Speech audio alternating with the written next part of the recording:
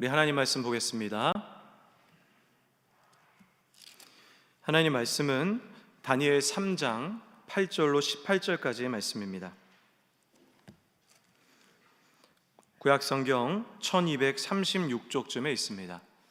다니엘서 3장 8절로 18절까지의 말씀을 우리 다 같이 교독하시고 우리 마지막 18절은 함께 읽도록 하겠습니다. 다니엘서 3장 8절로 18절까지의 말씀입니다. 우리 8절로 18절 말씀 교독하겠습니다. 그때에 어떤 갈대아 사람들이 나와 유대 사람들을 참소하니라.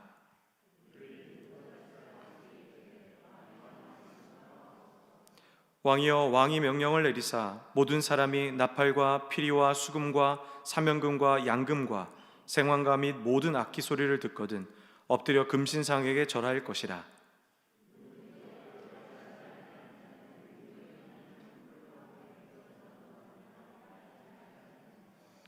이제며 유다 사람 사드락과 메삭과 아벳느고는 왕이 세워 바벨론 지방을 다스리게 하신 자이거늘 왕이여, 이 사람들이 왕을 높이지 아니하여 왕의 신들을 섬기지 아니하며 왕이 세우신 금신상에 절하지 아니하나이다.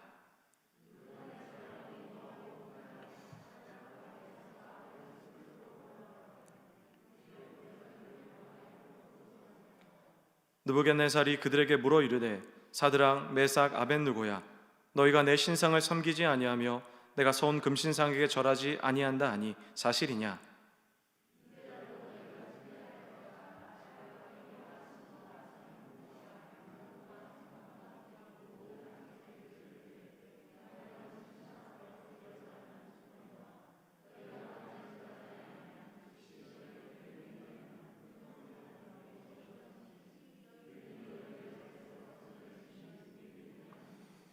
사드락과 메삭과 아벳느고가 왕에게 대답하여 이르되 느부갓네살이여, 우리가 이 일에 대하여 왕에게 대답할 필요가 없나이다.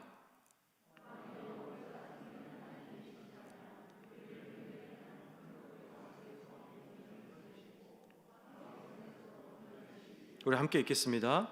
그렇게 하지 아니하실지라도 왕이여, 우리가 왕의 신들을 섬기지도 아니하고 왕이 세우신 금신상에게 절하지도 아니할 줄을 아옵소서. 아멘. 할렐루야. 우리 옆 사람에게 인사하겠습니다. 우리 세 사람이 이사에게 인사하실 때 예수님의 이름으로 축복합니다. 우리 인사하겠습니다. 네, 우리 한 번 더 인사하실 때 이렇게 인사했으면 좋겠습니다. 네, 당신은 믿음의 길을 걸어가고 있습니다. 이렇게 인사하겠습니다.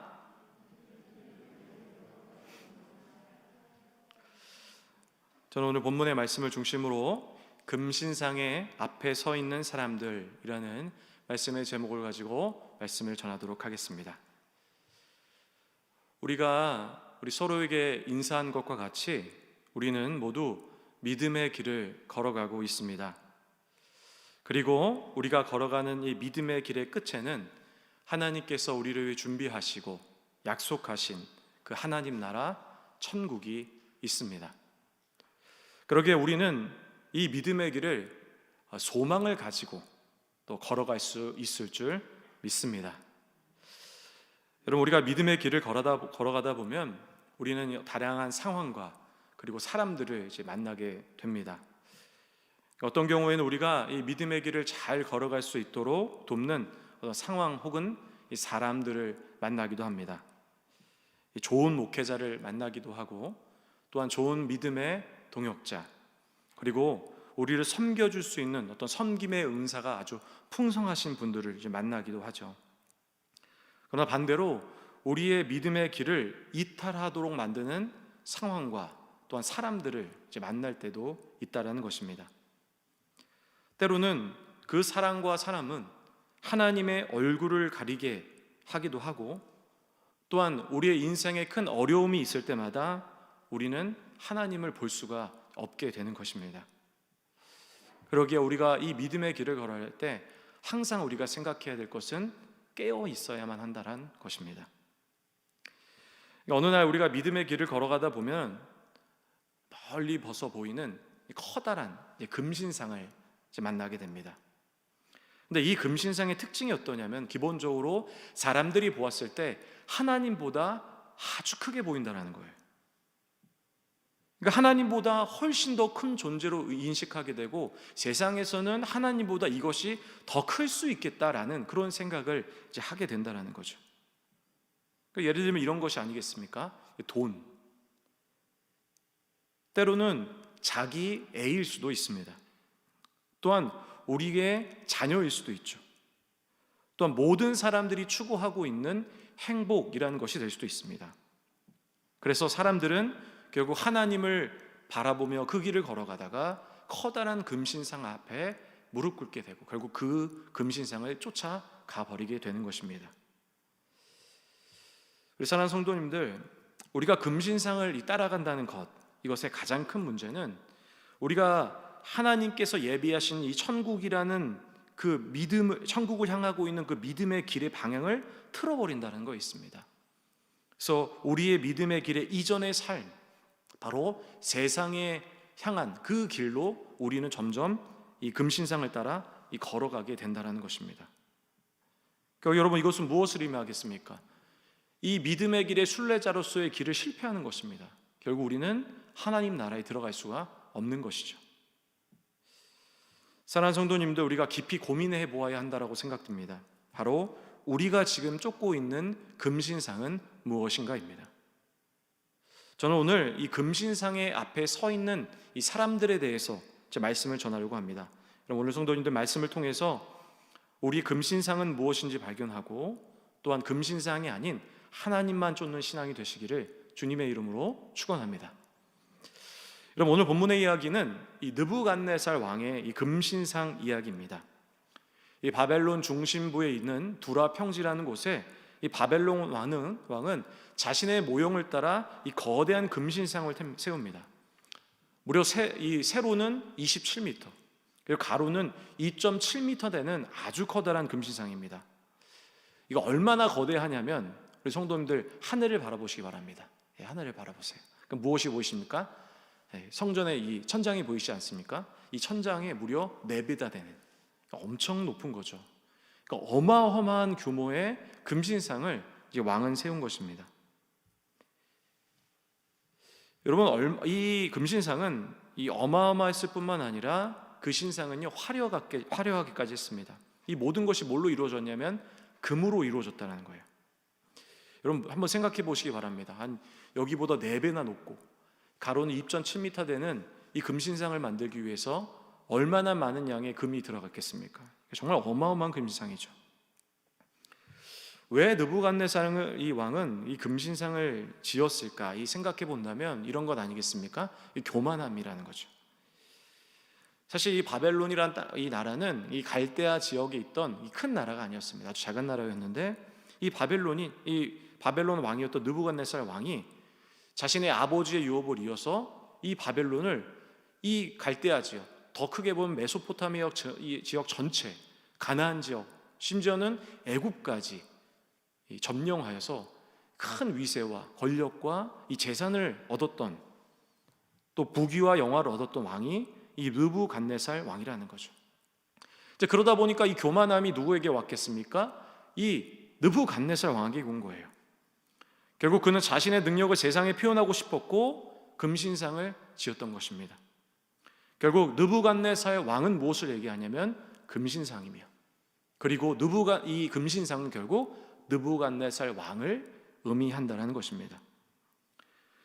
이 느부갓네살 왕은 바벨론에서 일하는 모든 관료들을 이 두라 평지로 모아놓고 불러들입니다. 그리고 나서 이렇게 이야기가 이제 시작이 됩니다. 3장 2절입니다. 제가 읽도록 하겠습니다.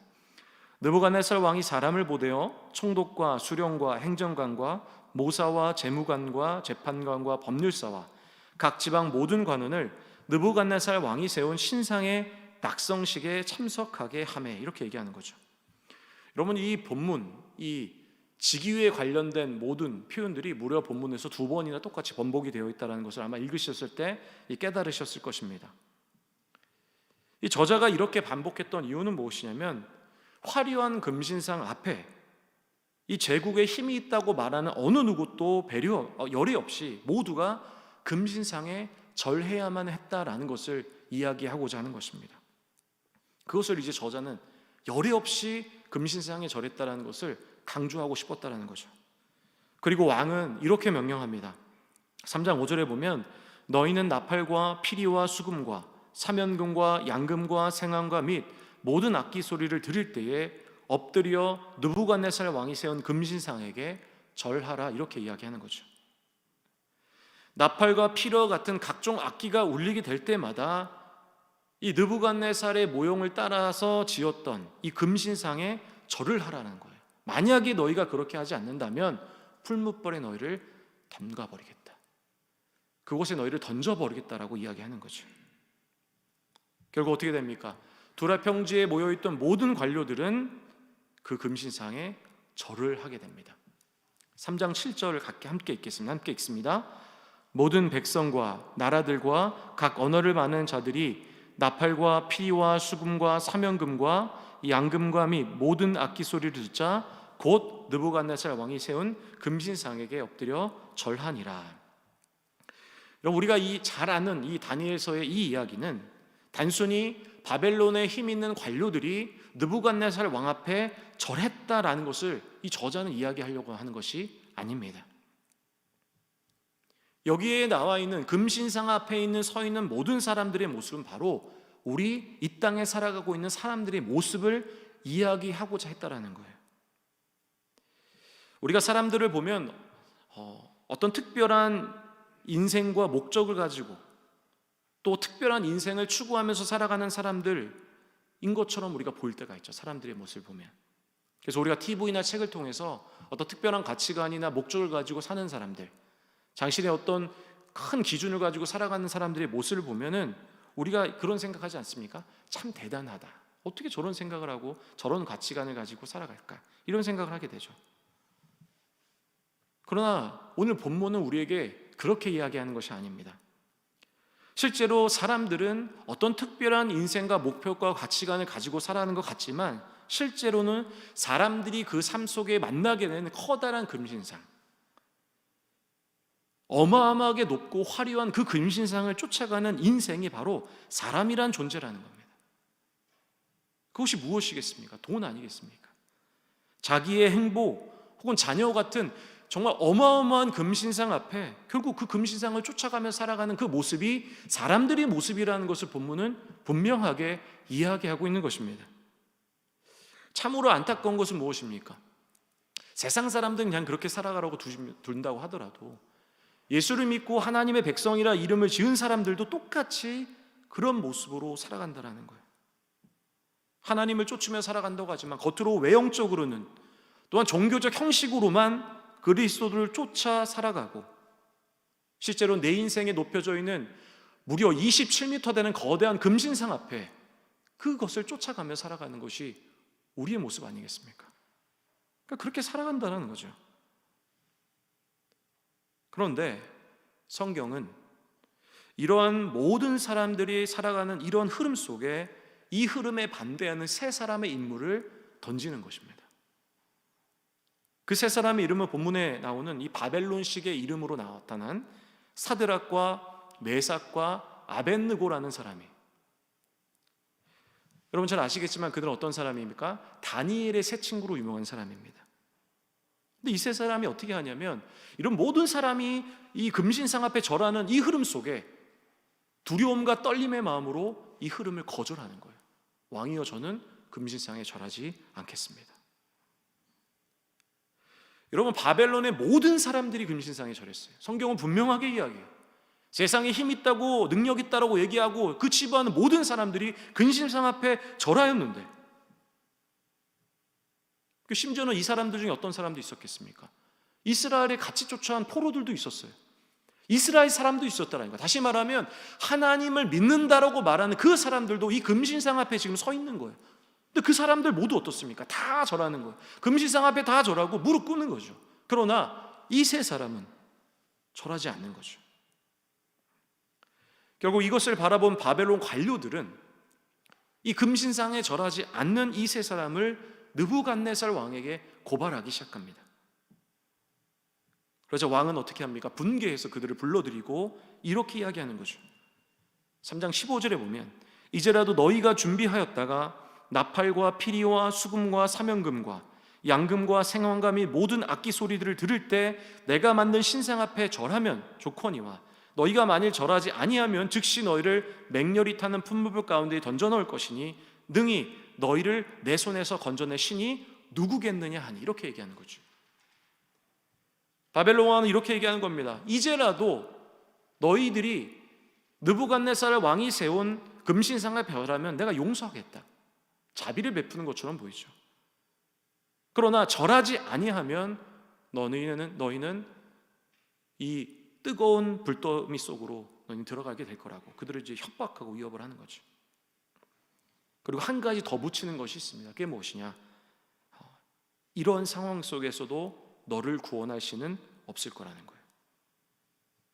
여러분, 우리가 이것을 보면서 알 수 있는 점은 무엇이냐면 이 왕 또한 이 금신상의 문제라는 것은 단순히 어떤 절하고 절하지 않는 문제가 아니라 신앙의 문제라는 거예요. 그들이 신앙의 문제로 인해서 절하지 않았다라는 것을 이 왕은 인식했다라는 거예요. 어떤 분들이 이렇게 이야기합니다. 세상의 흐름대로 이 금신상을 쫓아가는 모습은 어쩔 수 없다라는 거예요. 그리스도인이라도. 그러니까 세상의 한 말하는 흐름대로 살아가는 거, 어차피 우린 세상에 살아가기 때문에 그 흐름대로 살아가는 것이 당연하다라고 이야기하는 사람도 있습니다. 이 세상을 살아가면서 어쩔 수 없이 돈을 쫓아가야 하고, 요즘 핫한 이슈인 주식을 쫓아가기도 하고, 또는 아파트를 쫓아가야 되는 거 아니겠습니까? 그리고 궁극적으로 사람이 추구하고 있는 행복과 자기애를 쫓아가야만 한다는 거예요. 왜 그렇습니까? 우리 이 땅에 살아가야만 하니까. 그러나 오늘 분명히 이야기하는 것은 무엇입니까? 이것은 당연한 것이 아니라 우리의 신앙의 문제라는 거예요. 우리의 신앙에 달린 거라는 거죠. 세상을 쫓아가고 세상의 흐름대로 따라가는 것은 당연한 삶이 아니라 신앙의 문제라는 거예요. 그럼 결국 우리 어떻게 해야 되겠습니까? 따라가지 말아야만 하는 거죠. 이 세 사람의 모습처럼 그것으로 따라가면 안 되는 거죠. 그래서 본문은 우리에게 제시하는 거죠. 왕의 이야기 듣자마자 세 사람은 이렇게 대답하는 것입니다. 다니엘서 3장 17절입니다. 우리 다 같이 읽겠습니다. 함께 읽습니다. 왕이여, 우리가 섬기는 하나님이 계시다면 우리를 맹렬히 타는 풀무불 가운데서 능히 건져내시겠고 왕의 손에서도 건져내시리이다. 그들 뭐라고 말합니까? 왕이여, 대답할 필요가 없습니다. 여러분, 이 표현은 그들이 할 수 있는 가장 극한 표현이죠. 자신들이 거절할 수 있는 가장 큰 표현이에요. 왕이여, 저희는 그것에 대답할 필요조차 없다라는 겁니다. 이건 무슨 얘기입니까? 고민이란 거리가 되지 않는다라는 거예요.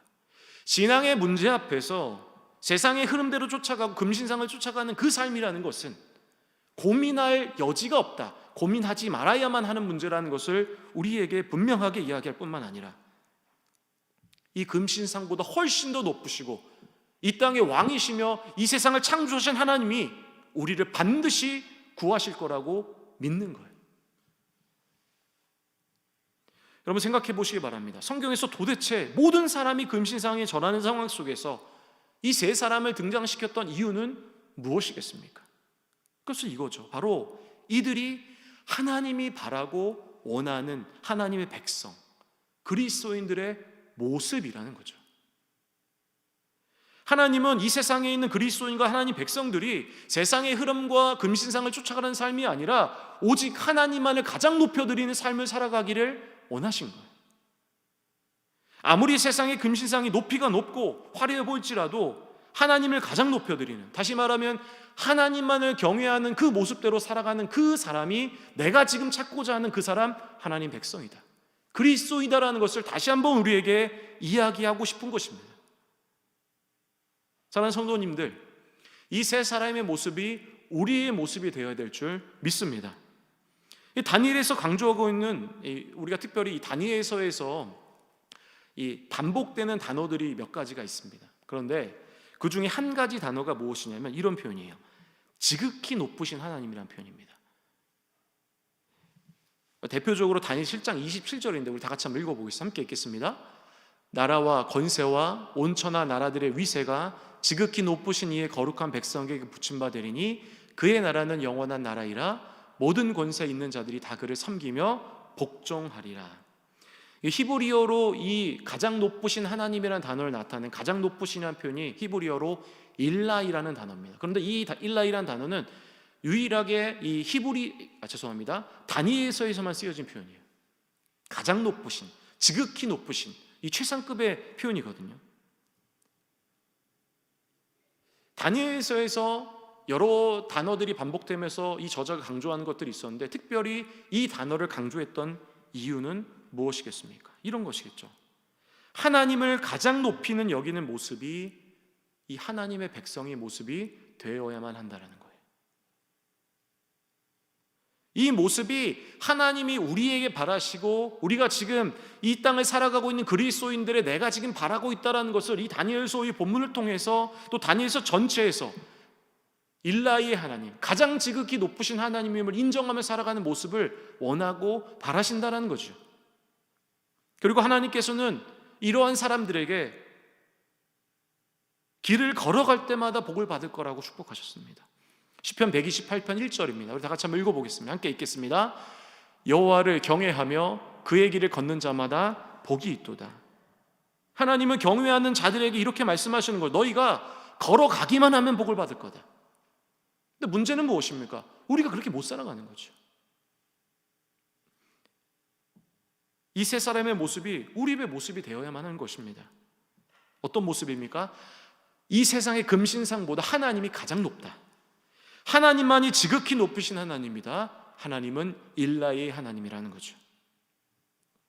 사실 이 사람은 어떤 존재입니까? 시각적 존재 아니겠습니까? 세상은, 사실 사람들은 시각적 존재이기 때문에 세상에 가장 높여 보이는 금신상, 27m가 되는 이 금신상을 쫓아갈 수밖에 없는 사람이죠.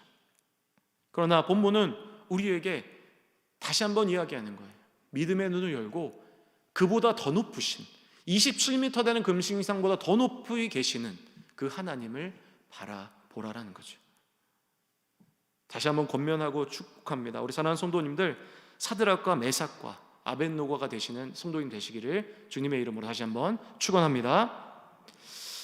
여기서 한 가지 성경적인 호기심이 하나 드는 것이 있습니다. 그게 뭐냐면, 이 성경은 뭐라고 얘기하냐면, 모든 관료가 이 사드락과 메삭과 아벳노고를 제외하면 다 절을 했다라는 거예요. 그런데 이 다니엘서의 주인공인 다니엘은 어디에 있었을까요?